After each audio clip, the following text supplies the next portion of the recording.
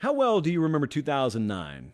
Some of you were challenged by me last week. Change one thing in history to change all of college football. And we've had some really good ones. You can go back on the YouTube channel, it's all archived there. 2009, what was happening there? Nick Saban had yet to win a single championship at Alabama. Not a conference title, not a national title, didn't have a single Heisman winner. He was still just in his third year at Alabama. Lane Kiffin was at Tennessee. And I want to ask you today, how well do you remember what they would call Rocky Block in the SEC? But outside of the SEC, if you live in Omaha, Nebraska, you probably don't remember the SEC league schedule from '09. Well, here's the sitch. Alabama's number 2 in the country, I think.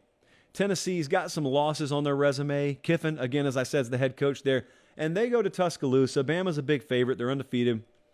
We get deep into the fourth quarter. So deep, in fact, immunity, that Tennessee's lining up for a potential game-winning field goal. It's 12-10. That's the score.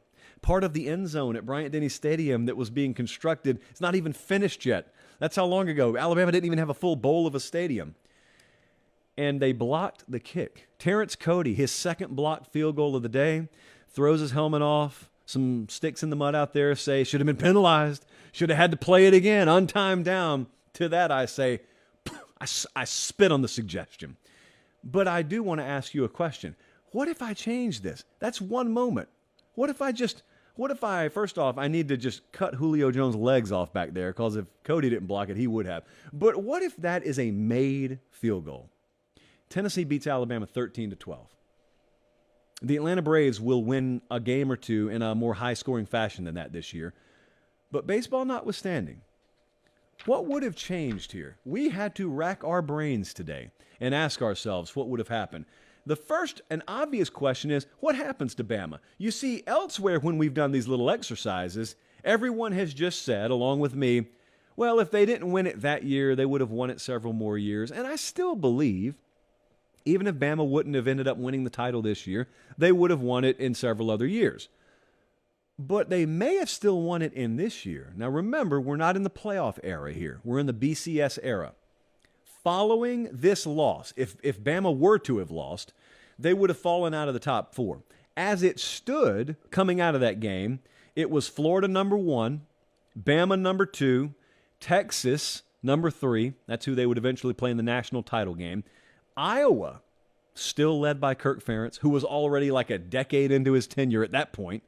Iowa was number 4. You had Southern Cal with 1 loss at 5, TCU, 1 loss at 6, LSU, who Bama still had to play, 1 loss at number 7.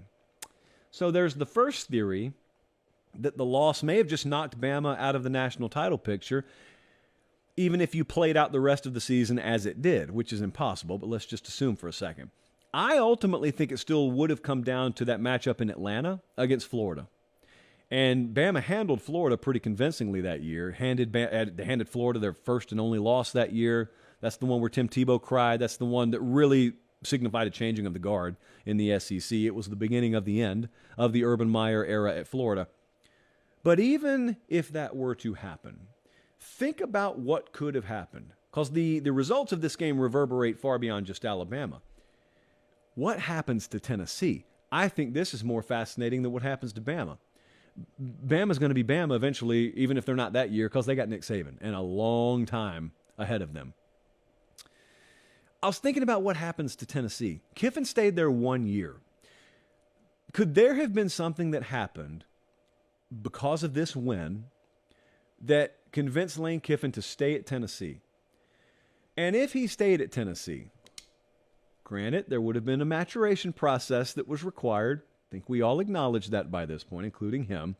But if he stays, do you have any idea what would have happened to Tennessee recruiting if they stayed sanction-free? Which, knock on a mic stand, if they would have stayed sanction-free, they were going to kill it in recruiting. They already had done a good job in one cycle, and Kiffin had made recruiting just like an entertainment spectacle. He just openly went at Urban Meyer. There was no love lost. I don't know if you remember this. Kiffin and Urban Meyer genuinely didn't like each other. And I remember when he got to the SEC, Kiffin made it a point to really be reverent towards Nick Saban and really respectful. He did none of that towards Urban Meyer.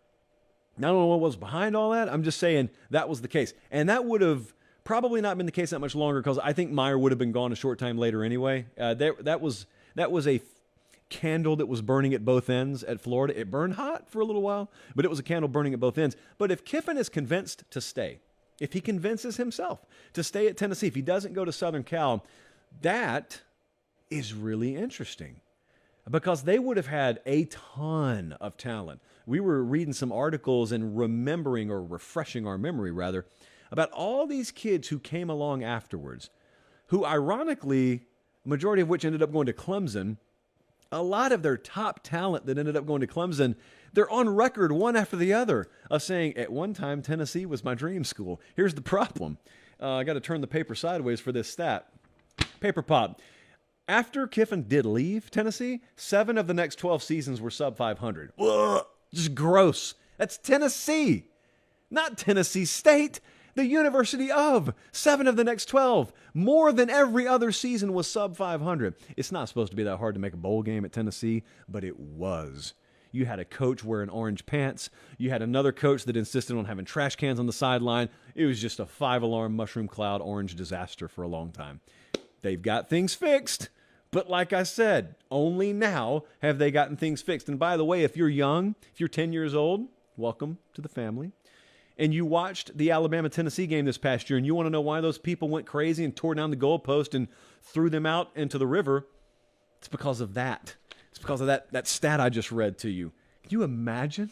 7 out of 12 seasons below 500, and they kept showing up. Credit to him. So I don't know what would have happened to Tennessee if they kept Kiffin.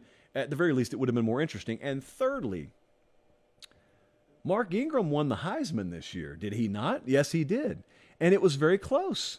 And even at the time, with an undefeated Bama, a lot of people thought Ndamukong Suh maybe was most qualified to win that award. You're looking at one of them right here.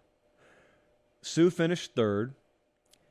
Toby Gerhart finished 2nd. That would have been a good trivia question to ask you, because I remembered Suh finishing 2nd. I did not remember Toby Gerhart being in the mix. He was 2nd. Mark Ingram was 1st, but it wasn't a runaway by any stretch of the imagination. So I could have changed the Alabama trajectory. I could have maybe changed the Florida trajectory. Could have changed the national championship matchup. Could have changed the future of Tennessee football. Could have had a new Heisman Trophy winner there. It all comes down to one blocked kick. And that's why if you go on YouTube, that thing has millions of views, because even today, people remember how impactful that was. Thanks for watching, guys. Don't leave yet. Don't leave yet. Make sure you like the video and please subscribe to the channel. Not just for me, that's how we keep this entire thing free.